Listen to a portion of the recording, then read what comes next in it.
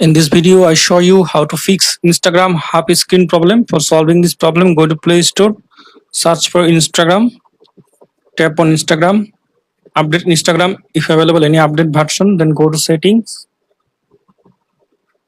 then go to apps, then go to see all apps.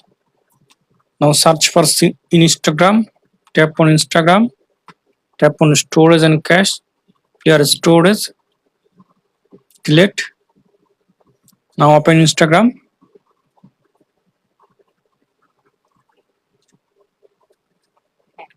Now log into your account.